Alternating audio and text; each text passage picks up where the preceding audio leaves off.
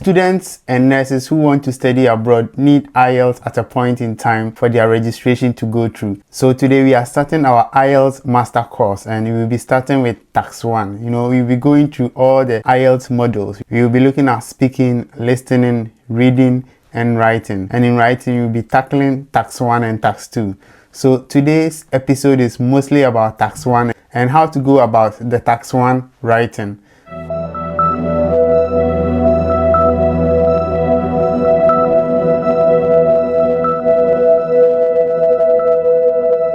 Having written the IELTS 7 times, I realized that with the Task 1, even though it looks like the easiest one, it's actually the most difficult one, because the Task 1 comes with a lot of diagrams, figures, and so many illustrations that you can't even think of whatever you are going to meet. It's kind of difficult, and when you get to the Task 1, you try to underrate it, but before you realize, you'll be spending more than the 20 minutes allocated for Task 1. I'm going to break everything so that it will be easier for you. I'll make sure you don't repeat mistakes I did in the past. So recently, I also wrote the IELTS again for the 8th time for a different course, and I realized that I corrected all the mistakes that I did and I came out with high band score. There are no shortcuts in life, but I'm going to give you shortcuts to help you write your IELTS Task 1. So in Task 1, we are expected to summarize the information that is given to us, and we are also expected to select and report on the main figures and make comparisons. We also have to make comparisons. Therefore, this requires us to describe and analyze visual information presented to us in the form of a graph, a table, a chart, or even a process diagram. And what I always prefer to do is that I always organize my work in 4 paragraphs. In 2021 and 2022, I had an IELTS class where I was able to help 42 students to pass their IELTS, and they traveled to the United Kingdom and the United States. I always tell my students to write Task 1 in 4 paragraphs. Before we delve into writing Task 1, let us look at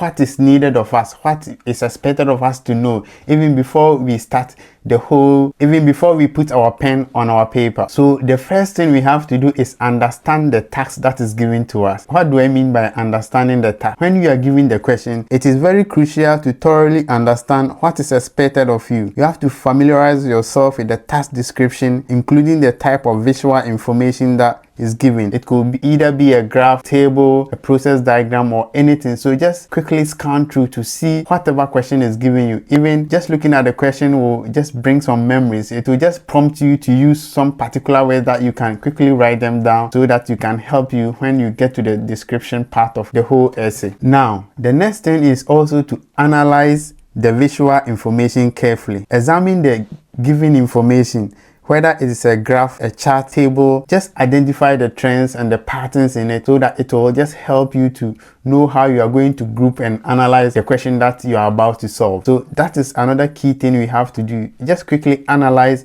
the whole thing before you start your work. And that brings us to our third point that we have to understand before we solve Task 1 question. Create a clear and organized plan for your response. What do I mean by this? You have to consider the structure of your essay, including the introduction, the overview, the body paragraph 1, and the body paragraph 2. We will delve more into this one later, but you just have to get a plan. You just have to know that if you are going to write it in 4 paragraphs, if you are going to write it in 5 paragraphs, what are the elements you are going to put in all of these paragraphs. At this stage, you have to decide on the key points you are going to present and how logical you are going to arrange them. Because if you think well about this stage, if you spend some seconds to think about how you are going to arrange all your answers, it is going to save you a lot of time in the middle of the essay where you'll be thinking about how to write next. You just have to make some simple notes on your question sheet. Just jot some points down. Just know that, oh, I'm going to group this into this section.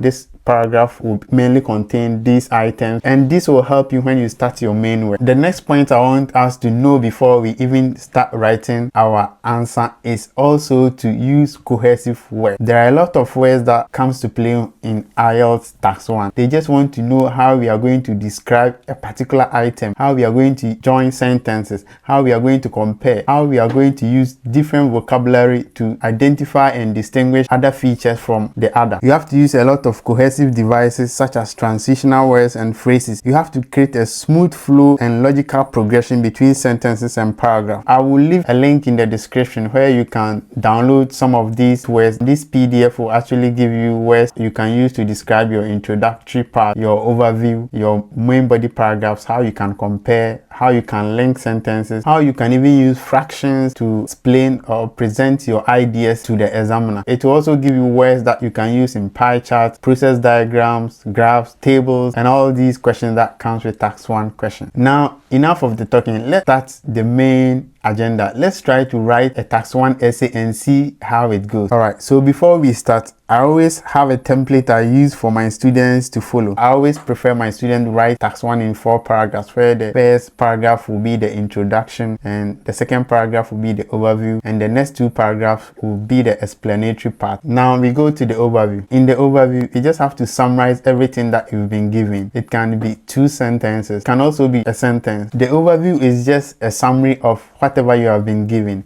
It can be written in 2 sentences or 1. It shouldn't be more than 2 sentences. I always prefer my students to start the overview with overall, the most significant data emerging from the chart is that. Then they continue with whatever they've seen. Either they've seen some higher trends somewhere or they've seen some lower trends somewhere. They just have to talk about the higher trend, and they also have to compare it with the lower trend. And if there is any additional one, they can just add it to it. We will just go over a question and you will see how we can illustrate this and play along with all these things.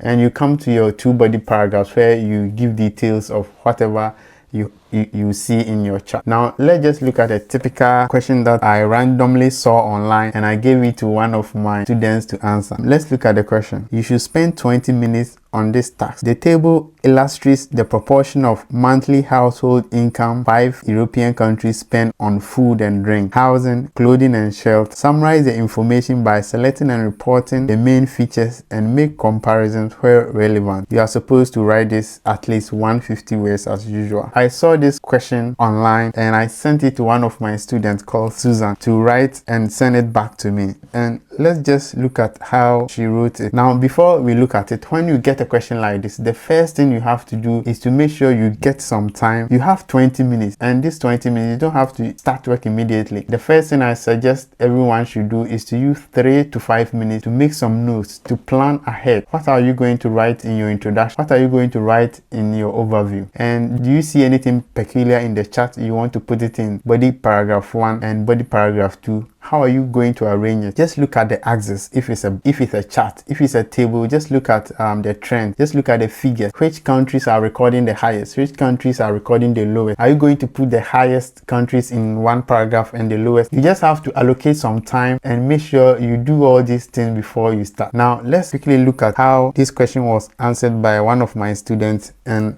let's see if she did justice to it. The answer reads: the table depicts the amount of household earnings that 5 countries in Europe spend per month on 4 items, into bracket, food and drink, housing, clothing and entertainment. Now, if you look at the question says the table illustrates the proportion of monthly household income 5 European countries spend on food and drink, housing, clothing and entertainment. She just paraphrased the illustrate and chose depict instead. So she did a lot of paraphrasing and changing of position of words in there, and I think she actually did well in that case, because when you look at the main question talked about how they spent it on food, drink, housing, clothing and entertainment. But she rather explained that they spent all these things on 4 items, and into bracket she just enumerated all these 4 items there. And I think it's another way of showing the examiner that you really have command over your English language and you can just play around with words. Now let's look at the overview. She started with overall, and the next thing that followed was the most significant detail emerging from the table. Anyone who write this line, I know it's coming from my class, because this is what I tell most of my students who come to my class with regards to overview. Just write it like this: the most significant detail emerging from the table is that all 5 countries spend most of their income on food and drink and housing, whilst the least amount was spent on clothing and entertainment. Now, once again, she did very well, because When you look at the question prompt, they also guide us on what they expect from us. It says summarize the information by selecting and reporting on the main features and make comparisons where relevant. And if you look in the overview, using while, it's another way of telling the examiner that you made comparison. She also did well by making comparisons in there, and it's going to tell the examiner that some part of the question has been answered, and she did well in that case. And she started with overall, which means that she's coming to summarize. So you can just say to sum up. There are other ways that you can use, but I always prefer that my students use overall in this case. Now let's look at how she did the body paragraph. So when it comes to the body paragraph, she spoke about countries which spend the most in one paragraph, and she talked about countries that spend the least in another paragraph. Let's see how she wrote this. The first paragraph says housing is the largest expenditure item for France, Germany and the UK, with all of them spending around 1/3 of their income on this. Instead of saying 30% or 33% or any figure around 30, she just said around 1/3, which is a very good way of telling the examiner that you know what you are saying, and you know that 30% or around 33% is just about 1/3. And the next sentence was in contrast. Using in contrast here also means that she's comparing whatever she has said earlier to what she's about to say now.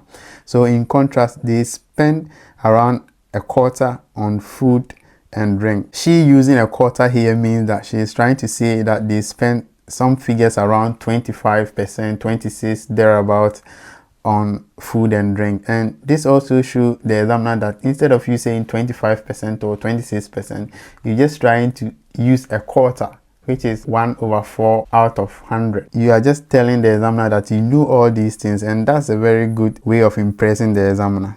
And the next sentence was, however, the opposite is true for Turkey and Spain, who spend around 1/5 of their income on housing, but approximately 1/3 on food and drink. If you look at how Susan answered this question, she's just trying to use fractions instead of the percentages that is given to her.